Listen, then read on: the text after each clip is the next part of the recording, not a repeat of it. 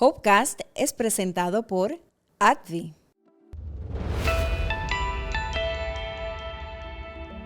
Realmente yo no tenía ningún síntoma significativo. Ginecóloga curiosa al fin. Me hice un sonograma en la oficina yo misma. Tenía como un quistecito complejo en el ovario y le di seguimiento 3 meses después. Ya no era un quistecito complejo, sino era pues, una masita más grande. Me dijo el martes te estoy operando, que fue casualmente el día de mi cumpleaños número 31 que me operaron. Y cuando me despierto, pues me despierto a una cirugía exploratoria. O sea, había enfermedad no solamente en ese ovario, sino por el útero, en el otro ovario, en el aumento, o sea que había más de lo que se anticipaba. Sí. Pero a mi entender ya yo le puse un punto final a la situación. Ya había recurrido como lo que se llama un low grade serous carcinoma. 2 años después, otro estudio de rutina y que me llama el radiólogo, que en esta vez había visto algo en el hígado.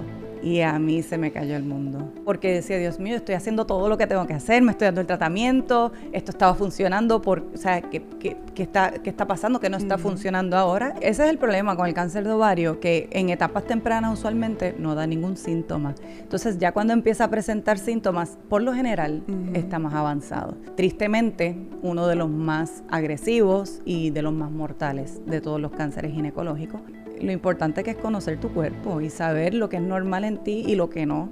Y si tú ves que hay algo que es inusual y que persiste más de 2 semanas, ¿sabes? Está ahí todo el tiempo, pues mejor ve y chequéalo. Uno trata de ser empático con los pacientes, pero cuando uno lo ha vivido, pues, ¿verdad? Los puede llevar de la mano. A veces uno estas situaciones las ve catastróficas, pero me he dado cuenta que siempre hay un propósito detrás de esto y para mí te tengo que decir que ha sido una bendición en mi vida. Saludos y bienvenidos a Hopecast, el podcast de la esperanza de la Sociedad Americana contra el Cáncer. Soy Michelle Miró, anfitriona y también sobreviviente. En este episodio vamos a romper el silencio sobre una enfermedad que muchas veces se esconde tras síntomas comunes, el cáncer de ovario. Para hablar de esto nos acompaña la doctora Annie Vaillant, una mujer que conoce esta enfermedad desde las 2 caras de la moneda, una combinación de factores que rara vez coinciden en un mismo relato, porque más allá de su bata blanca y su impecable trayectoria como ginecóloga, obstetra y cirujana, habita una mujer que conoce el cáncer de ovario, no solo desde los libros y la práctica médica, sino desde la experiencia propia. Le damos la bienvenida a la doctora Annie Vaillant para conversar sobre qué es el cáncer de ovario, cómo detectarlo a tiempo y escuchar lo que el cuerpo intenta decirnos. Bienvenida, doctora. Gracias por estar aquí con nosotros en Hopecast. Gracias por la invitación. De verdad que nos place su testimonial y poder compartir su experiencia desde 2 sillas, ¿no? Como doctora y entonces como paciente. ¿En qué momento y cómo fue ese momento en el que pasó de ser doctora a ser paciente? ¿Qué fue lo que sintió y cómo descubrió? Pues mira, fue curioso porque realmente yo no tenía ningún síntoma significativo, algún poco de molestia pélvica que me pasó en esos días. Y pues ginecóloga curiosa al fin, me hice un sonograma en la oficina yo misma. ¿Usted misma? Ajá. Y entonces tenía como un quistecito complejo en el ovario, cosa de que 1 año antes me habían tenido que operar en el otro ovario por algo similar, así que pues no le di mucha cabeza. Realmente la molestia se me quitó, o sea que no fue algo persistente y no tenía ningún otro síntoma, así que dije, bueno, pues nada, esto seguramente es lo mismo, probablemente no es nada. Y le di seguimiento 3 meses después por curiosidad de que se me haya ido, ¿verdad? Y cuando lo volví a mirar, pues ya no era un quistecito complejo, sino era pues una masita más grande. Y bueno, de ahí fue una locura. Realmente en cuestión de 1 semana ya yo estaba operada, gracias a Dios, ¿verdad?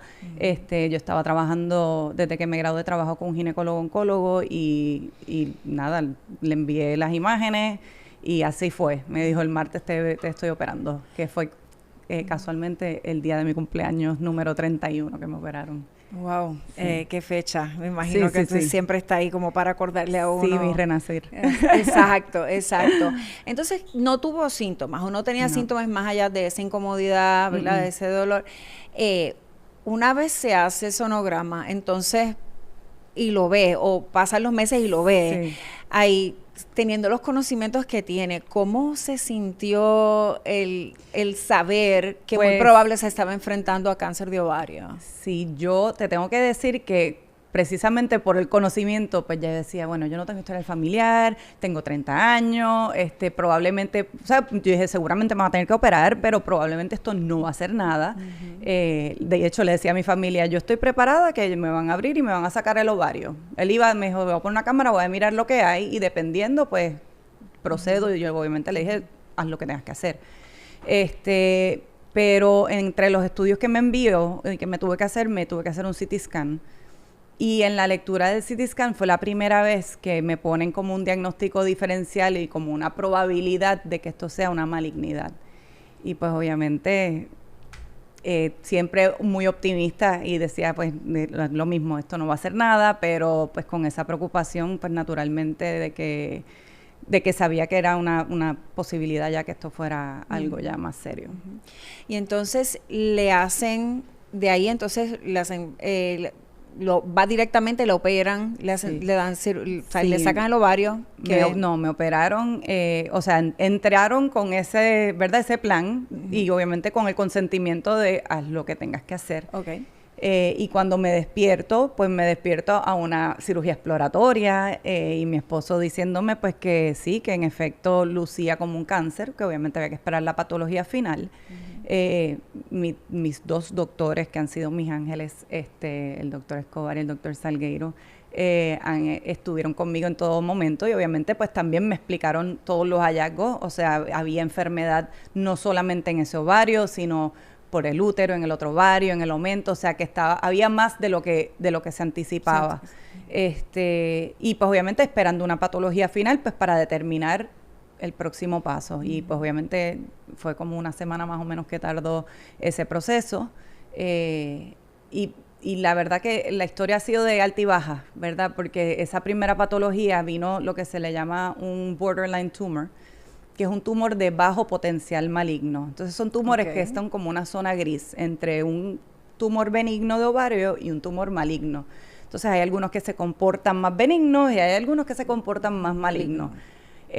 Obviamente yo optimista al fin cuando vi la patología dije, bueno, pues listo, ya esto no va a pasar más nada, ya me hicieron lo que había que hacer, cojo el tratamiento que tengo que coger porque habían cierta microinvasión en algunas áreas y me recomendaron la quimioterapia. Y entonces, pero a mi entender, ya yo le puse un punto final a la situación. Y seguí mi vida tal cual, y seguimos trabajando y todo bien. Todo esto fue durante el huracán María. Wow. Mi esposo se había ido a hacer su subespecialidad en Mayo Clinic. Yo me había quedado, pues, por la ayuda que tenía acá con la nena, con ¿verdad? El support que tenía con mi familia, pero me tuve que ir el día antes que llegara el huracán, conseguí un pasaje y me fui pensando que regresaba a terminar mi tratamiento acá.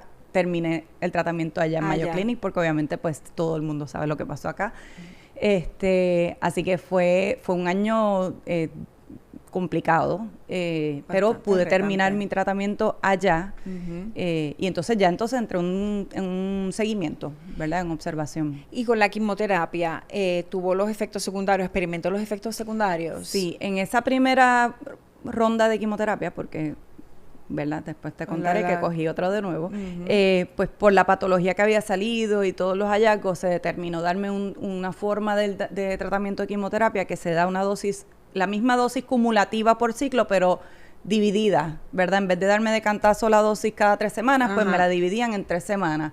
Entonces me daban menos cantidad del medicamento más frecuentemente. Así que te tengo que decir que los efectos secundarios fueron sumamente manejables. O sea, sí me sentía cansada, quizás dolores en el cuerpo a veces, pero los primeros días, pero como incluso no era tanto. Como no era tanto de cantazo, incluso el pelo a mí se me vino a caer casi terminando el tratamiento. O sea que los efectos secundarios fueron bastante manejables, mucho efecto ya en la médula, que sí me tenían que poner inyecciones para subirme los glóbulos blancos, las plaquetas me bajaban, ese tipo de cosas, pero allá físico realmente fue bien manejable esa vez. Se levanta de esa y entonces luego viene primera recurrencia. Primera recurrencia viene 3 años después en un estudio de rutina. me hacen un PET-CT que me tocaba hacerme, y me acuerdo que estaba yo en la oficina y parece que se trataron de comunicar conmigo y no me consiguieron, y llaman a mi esposo. Y él me llama en un ataque de llanto, preocupado que lo habían llamado del hospital, que había algo en el estudio, que tenía que comunicarme con ellos, y así fue. O sea, me fui de la oficina, fui a la oficina del radiólogo, y habían detectado en el área de la pelvis una masa que prendía en el PET-CT. Y entonces lo mismo, de ahí me fui a la oficina del doctor Escobar, que me recibió, y así mismo la semana siguiente ya yo estaba en sala de operaciones de nuevo, y se confirmó ahí que sí había habido una recurrencia, y como te expliqué anteriormente, que a veces esos tumores se van hacia el lado maligno, pues ya había recurrido como lo que se llama un low-grade serous carcinoma, que es un cáncer epitelial ovárico de bajo grado, que es lo que se ve bastante frecuente con estos tipos de tumores que comienzan como borderline, muchas veces pueden recurrir de esa manera. Así que esa fue la primera recurrencia, y de ahí entonces tratamiento de quimioterapia full dose. Oh, wow. Y comencé también en un medicamento que es por boca, que es un antiestrógeno, porque ya este tipo de tumor se comporta distinto, es más resistente a la quimioterapia, pero todavía en ese momento seguía siendo el standard of care, dar quimioterapia. Así que me combinaron ambos medicamentos, y de ahí entonces terminé la quimioterapia de nuevo. Fueron 6 ciclos de quimioterapia, y después entonces continué con los medicamentos por boca. Mencionó primera recurrencia, o sea que hubo una segunda. Sí. Hubo, después de esa primera recurrencia, obviamente, y esto yo creo que ya entra en lo que es individualizar un poquito el tratamiento y el manejo de cáncer, de cualquier tipo de cáncer, ¿verdad? En conversación con mi médico y con lo que sabemos de este tipo de tumor, que mayormente el tratamiento es quirúrgico por la resistencia que tiene a quimioterapia. Para eliminar. Pues nosotros determinamos, ¿verdad?, estar en un patrón de seguimiento con cirugía, incluyendo cirugía. Y me hacían laparoscopías seriadas cada cierto tiempo, y miraban a ver, veían una buena respuesta al tratamiento. Si habían cositas chiquititas, pues las sacaban, las biopsiaban, y seguía yo con el medicamento. Entonces, esto fue en el 2021, 2 años después, entonces, otro estudio de rutina, y que me llama el radiólogo, que en esta vez había visto algo en el hígado. Y a mí se me cayó el mundo. Yo te diría que en esa vez, de verdad que para mí fue la más fuerte, porque decía, Dios mío, estoy haciendo todo lo que tengo que hacer, me estoy dando el tratamiento, esto estaba funcionando, o sea, ¿qué está pasando que no está funcionando ahora? Y obviamente te hablan de que ya se fue al hígado, pues, exacto, obviamente pues ahí preocupa. Gracias a Dios resultó ser un implante superficial, no estaba dentro ¿verdad?, de lo que es la parénquima del hígado como tal. Pero ahí fueron también ya varias cirugías para limpiar esa área. Volví a salir, me dieron después radiación al hígado, y incluso me refirieron también a un especialista, un cirujano de hígado, que tuvo que hacerme una resección parcial de esa área del hígado, y ahí, o sea, hacer unos cambios y unos ajustes en el tratamiento, que desde hace un año estoy en un tratamiento distinto, y hasta el momento, pues, gracias a Dios. Amén. Gracias a Dios. Wow, ha sido, ¿verdad?, ha sido una batalla, pero gracias a Dios. Casi 9 años, ahora cumplo 9 años de esto. Wow. Doctora, con el conocimiento que tiene, uno no deja de ser ¿verdad?, ser humano, mujer, es madre y esposa. ¿Cómo encontró fortaleza en este proceso, sabiendo a lo que se estaba enfrentando? Pues te tengo que decir que primero y sobre todas las cosas, en mi fe y en Dios. Creo que para mí, y lo digo y lo he dicho 1000 veces, a veces uno estas situaciones las ve catastróficas, pero me he dado cuenta que siempre hay un propósito detrás de esto, y para mí te tengo que decir que ha sido una bendición en mi vida esta enfermedad, porque mi fe se ha multiplicado, y obviamente pues he tenido un support system increíble, mi familia, mi esposo, mi hija, que Dios mío es mi motor, o sea, yo por esa niña hago lo que sea, así que siempre quiero que ella me vea bien, que ella me vea que me siento bien, así que mis amistades, mis médicos, la verdad que hasta gente que no conozco, pacientes que vienen a veces por primera vez a verme y me saben de mi historia y me dicen que han rezado por mí. Así que yo creo que lo más grande que yo he recibido es una fe inquebrantable, de verdad. Poderle dar fortaleza, porque no solamente era como doctora, pero como paciente tiene que haber cambiado cómo entonces aborda estos temas con sus pacientes. Definitivamente.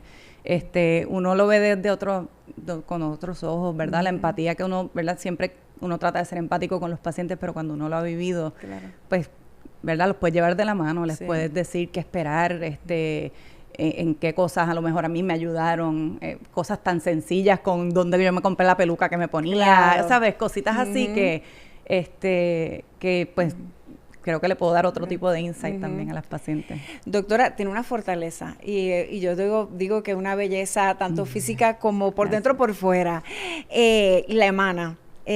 Así que bendiciones, ¿no? Amén, mucha salud. Durante todo este proceso del tratamiento, menciona que se le cayó el cabello. Yo sé, yo soy sobreviviente, se me cayó el cabello también. ¿Cómo fue eso uno de los procesos más difíciles dentro del proceso? Si supieras que sí, definitivo. Yo creo que muchas mujeres pueden identificarse con eso porque es lo físico, es lo que tú ves. O sea, yo me sentía bien, así que para mí lo que estaba pasando adentro, pues nada, esto se está resolviendo, pero yo lo que veo es que no tengo pelo, no tengo cejas, no tengo pestañas. Trataba de más o menos disimularlo lo más posible porque mi hija cuando me diagnosticaron tenía 4 años. Wow. Y pues obviamente ha crecido estos 9 años con entre y sale de que por fin presente. Cuando me creció el pelo tuve una recurrencia, me tuvieron que dar quimioterapia de nuevo y ella lo primero que me preguntó fue si se me iba a volver a caer el pelo. Así que yo creo que esa parte pues física, donde uno se mira en el espejo y a veces casi que ni te reconoce.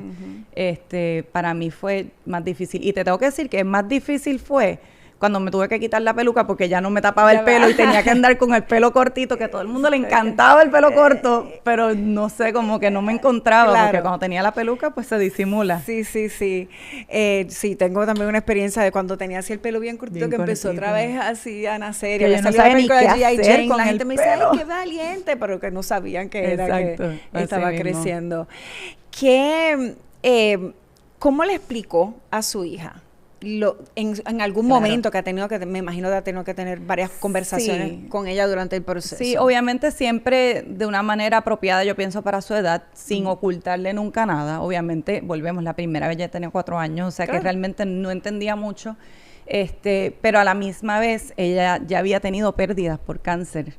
Entonces, yo no quería darle a ella esa sensación de que cáncer es equivalente a muerte, ¿verdad? Ella perdió sus 2 abuelos.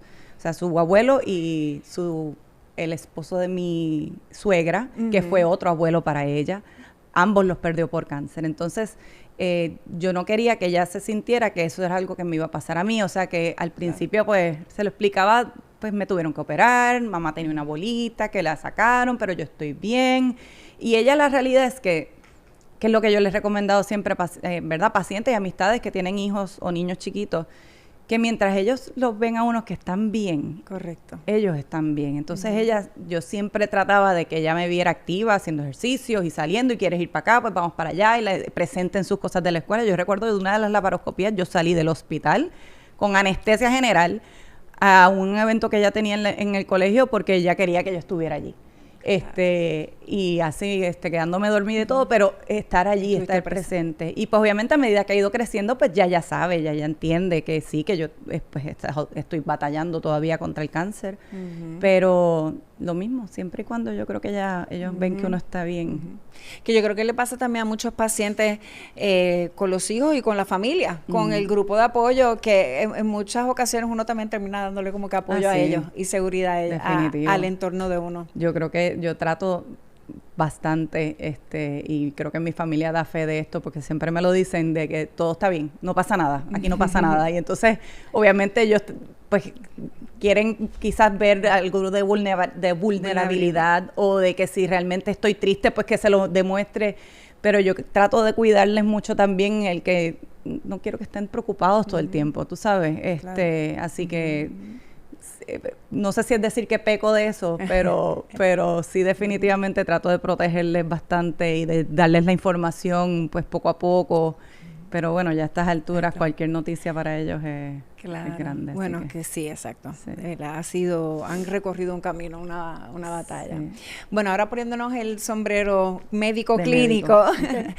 para aquellos que nos están viendo y nos están escuchando, claro, en Puerto Rico pues muchas personas conocen el testimonio de la doctora, gracias por compartirlo, ¿verdad? Hay muchas otras personas que pues no lo conocen, impresionante, y gracias a Dios que está aquí con nosotros.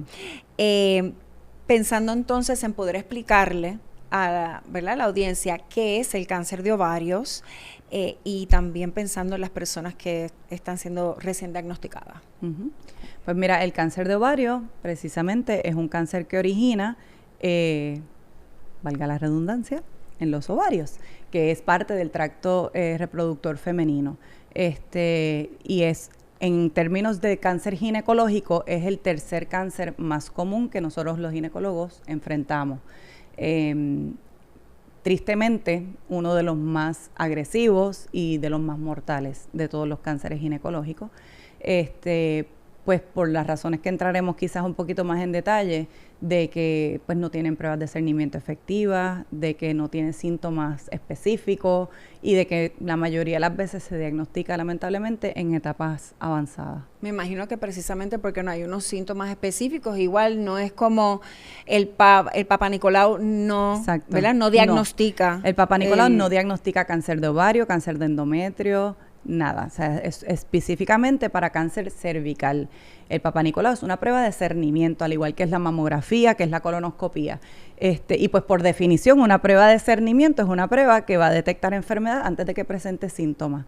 Entonces, en cáncer de ovario no existe esa prueba todavía, una prueba que sea lo suficientemente específica y sensitiva, o sea, que diagnostique a la mayor cantidad de personas con la enfermedad y que no arroje tantos falsos positivos y que sea accesible a la misma vez para todo el mundo. O sea, que esa prueba pues todavía no existe.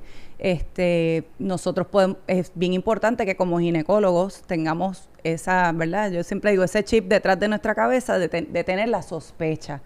Sabemos que la mayoría de las masas y quistes que vamos a enfrentar de ovario no son cáncer, pero es importante buscar o tratar de indagar un poquito cuando tenemos esas masas o estas pacientes que tengan algún factor de riesgo, pues para nosotros estar más vigilantes y si hay que referirlas, ¿verdad?, a un subespecialista, un ginecólogo oncólogo, pues hacerlo debido.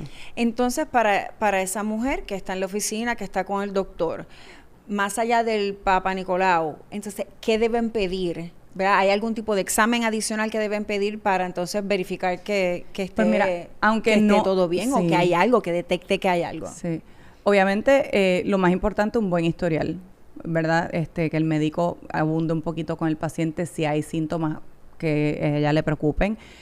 Un examen pélvico siempre es importante y nosotros por lo menos le hacemos sonograma a todas nuestras pacientes. Sabemos que no es una prueba perfecta y que la mayoría de las cosas que vamos a detectar van a ser cosas benignas, pero de las únicas maneras que nosotros tenemos para poder mirar, por lo menos a ver cómo se ven esos ovarios. Y dependiendo de lo que uno vea en el sonograma, pues hay masas que tienen características más benignas y masas que tienen algunas características más sospechosas, no necesariamente diagnósticas de cáncer, pero que a lo mejor nos alertan un poquito de que, espérate, esto hay que darle seguimiento. Así que... Antes de ir entonces a ese seguimiento, ¿cuáles vendrían siendo esos síntomas que experimentan? ¿Se le distensión? ¿Se sienten que tienen dolor?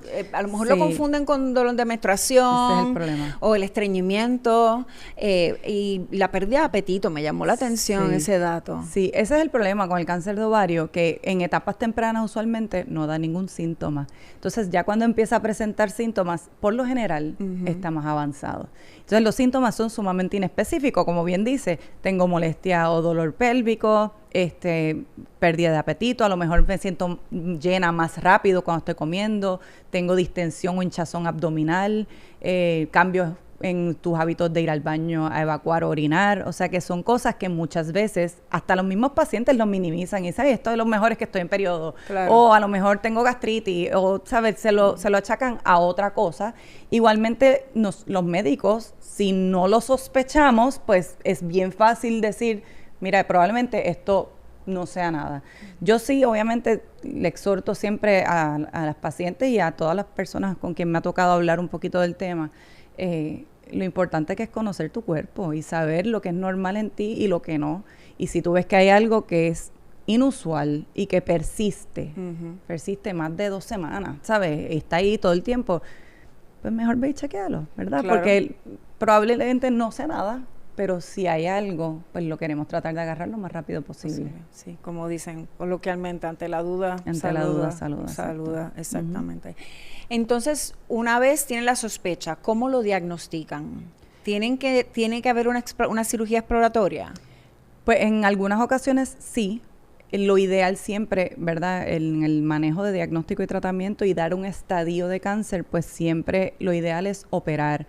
Pero hay pacientes que cuando presentan ya está tan avanzado, ¿verdad? Que no es operable al momento y a veces hay que tratar primero. Okay. O sea que obviamente cuando uno lo sospecha, pues hay marcadores tumorales como es el CA125, que volvemos, no es una prueba efectiva de cernimiento porque no es específica para cáncer de ovario. Eso es una proteína que puede elevarse en distintas condiciones, incluso benignas, como lo es la endometriosis o cosas que causen inflamación en el abdomen. Le iba a preguntar, ¿verdad? Para aquellos que no entiendan el término, porque a veces pueden ser palabras grandes, ¿qué es un biomarcador? Un biomarcador es una prueba que se hace en sangre que puede estar elevada en distintos tipos de cáncer. Por ejemplo, en cáncer colorectal, pues enviamos el CEA.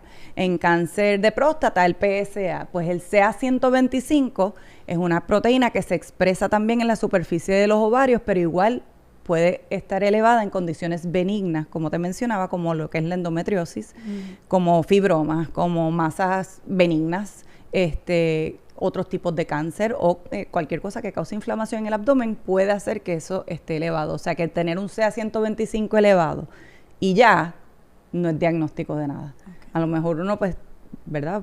Trata de buscar o darle seguimiento por lo menos, pero esa pruebita sola no nos dice mucho. Ahora, cuando combinamos los hallazgos de síntomas de una paciente con hallazgos de estudios de imagen, sea sonograma, CT, MRI, con un CA125, pues uno va atando todas esas piezas del rompecabezas y pues cuando todo, todos tienen hallazgos significativos, pues te da una alta sospecha de que pueda haber un cáncer de ovario y obviamente saber qué pacientes a lo mejor estén más a riesgo. ¿Significa entonces que ese paciente que tenga la sospecha de que es alto riesgo de que sea cáncer de ovarios, empezaría un tratamiento a lo mejor oral o quimio? Depende, algo antes de tener una cirugía? Eso no necesariamente, idealmente se opera. O sea, si en los estudios de imagen uno ve que puede hacerse lo que se llama una cirugía citorreductiva óptima, que significa que puedas remover la mayor cantidad de enfermedad visible y dejar a esa paciente lo más limpiecito posible, pues tú operas porque de una vez estás reduciendo enfermedad y estás dando un estadio y obviamente teniendo un diagnóstico. Ahora, si hay pacientes que evidentemente en los estudios de imagen se ve que hay mucha enfermedad avanzada, pues uno puede obtener algún tipo de biopsia de algún espécimen para confirmar el diagnóstico y entonces tratar a ese paciente con quimioterapia para reducir ese volumen de enfermedad y poder entonces operarlo más adelante. Más adelante. En términos de, entonces, ese tratamiento, la recuperación, ¿qué conlleva? Obviamente ya entraría en el tratamiento quimioterapia, pero una vez le hacen cirugía, ¿es ese ovario? Depende Todo eso va a depender de la edad de la paciente, de qué tipo de, ¿verdad? De la patología que tenga, de cuán avanzada pueda estar la enfermedad. Por ejemplo, si tú tienes la bendición de que eres diagnosticada en una etapa 1, que es raro, pero eso es cuando esa enfermedad está confinada a un ovario, pues en algunos casos se puede tratar con, ¿verdad? Solamente remover ese ovario y si la paciente desea preservar su fertilidad, por ejemplo. O dependiendo de la histología y qué tipo de tumor sea. Pero si la enfermedad está avanzada y visiblemente tú la ves en ambos ovarios, en varias áreas de la pelvis, pues obviamente muchas veces vas a requerir esa cirugía más grande. ¿Hay factores de riesgo identificados y marcados para el cáncer de ovarios? Los hay.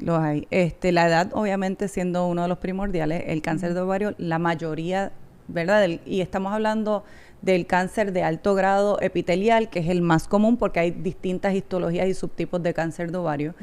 como por ejemplo en el caso mío, que es un cáncer de bajo grado, que ya es un cáncer más raro y que es más común en pacientes más jóvenes.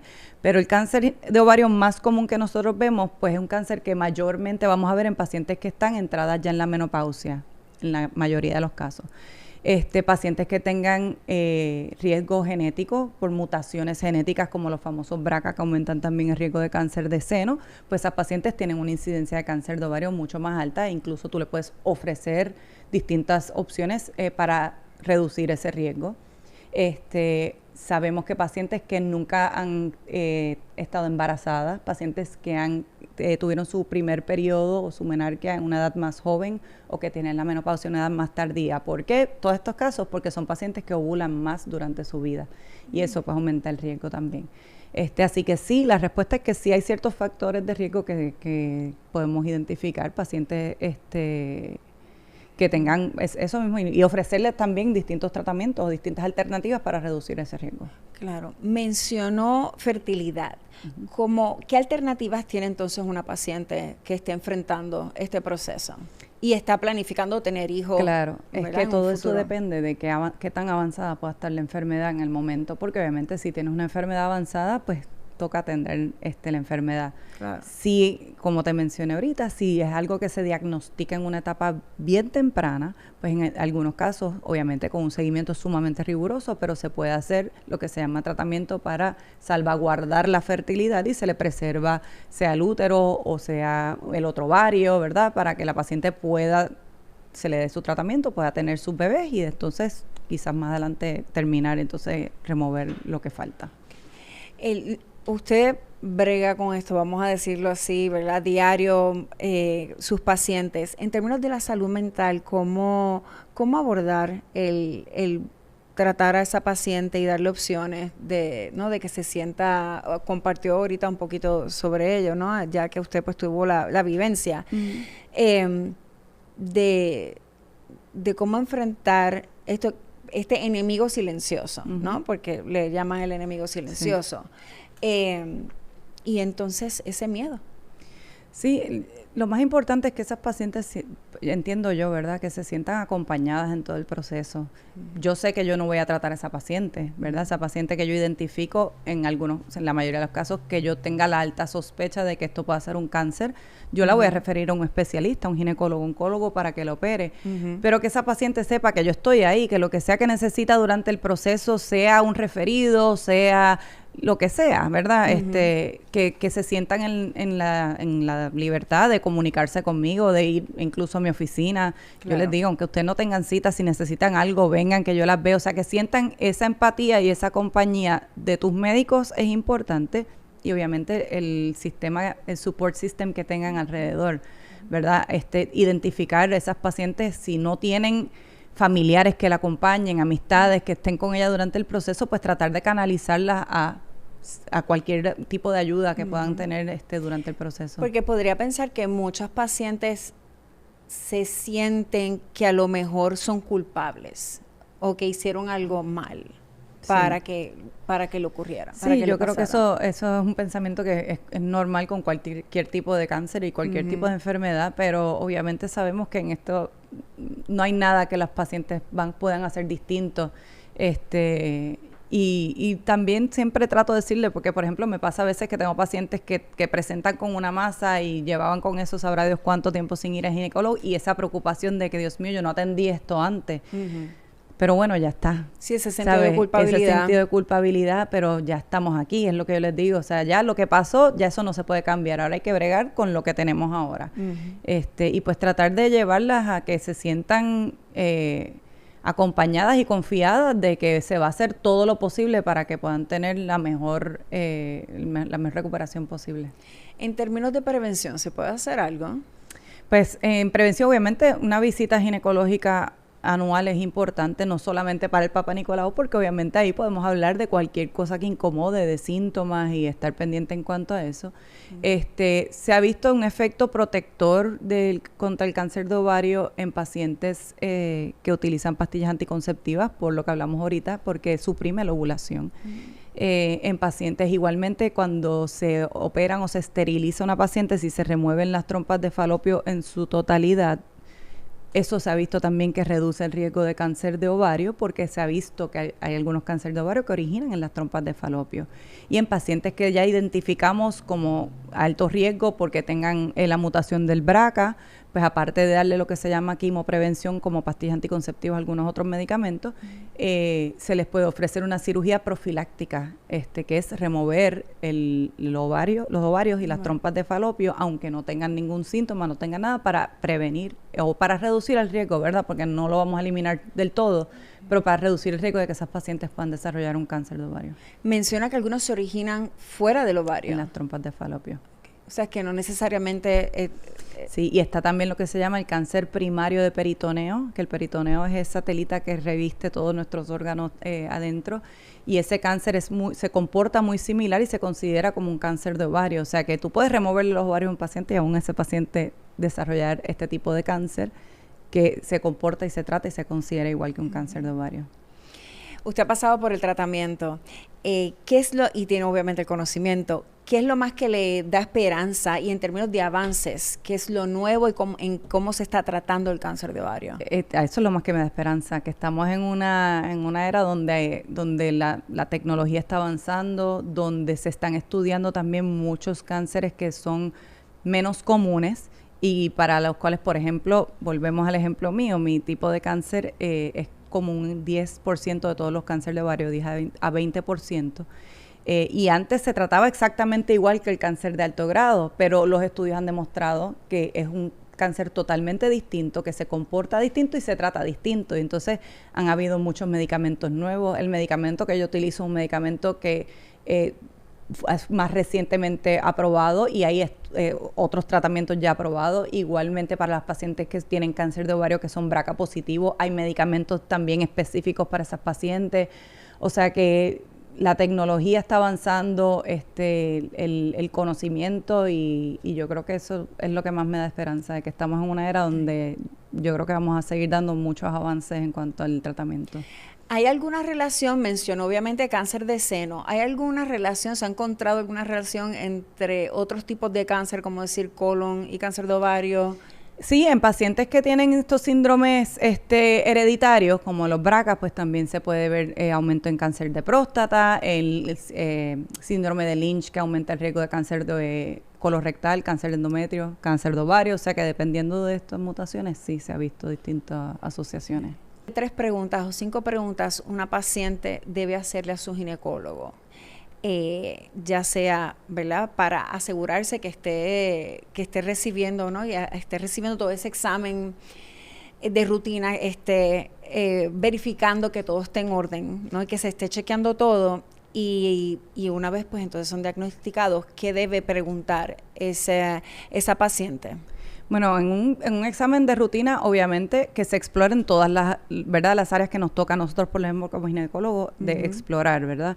Que se haga un buen examen pélvico, que me hagan mi Papá Nicolau, si me pueden hacer un sonograma, en verdad hacerlo, yo creo que eso es una herramienta que nos puede ayudar bastante. Pedirlo, no tener miedo a pedirlo. No tener miedo a pedirlo.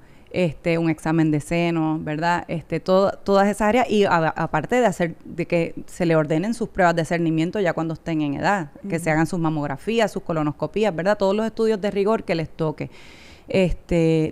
No tener miedo de preguntar de los síntomas que tengan, ¿verdad? Si hay algo, por más bobo que tú piensas que sea, ¿verdad? Ay, es que me cayó mal la comida ayer, eso es normal.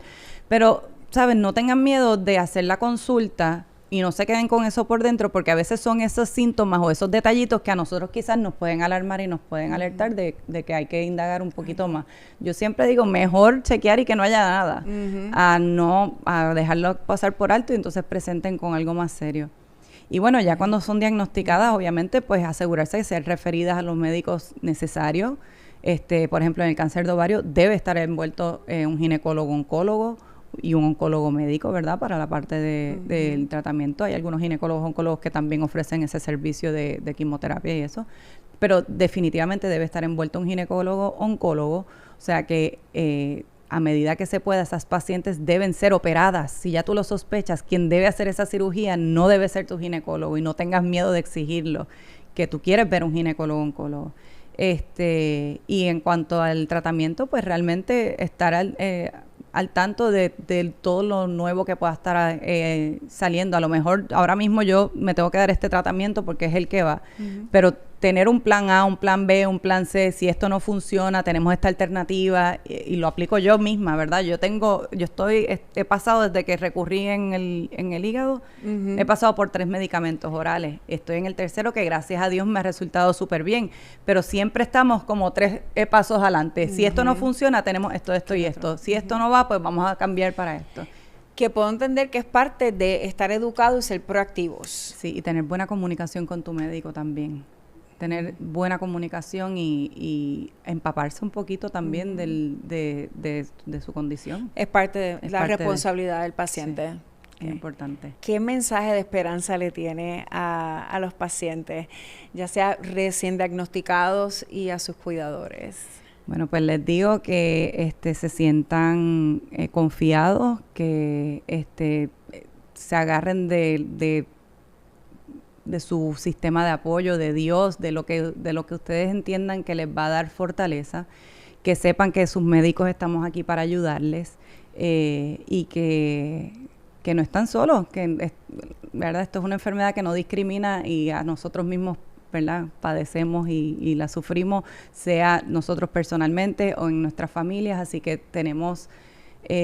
o por lo menos quiero pensar que todos los médicos tenemos esa empatía y ese deseo de realmente ayudarlos y que nunca pierdan la fe, que mientras hay vida hay esperanza.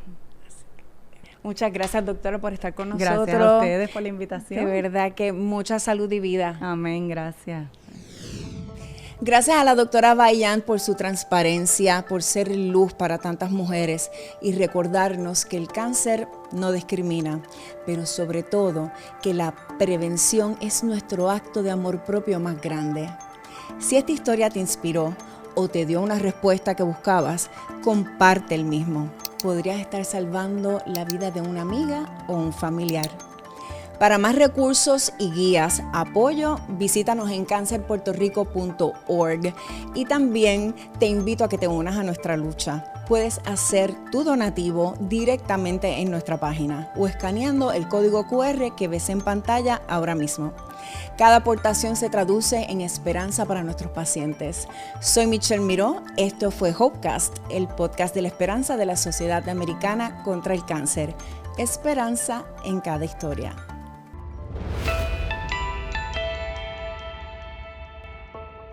Hopecast es presentado por AbbVie.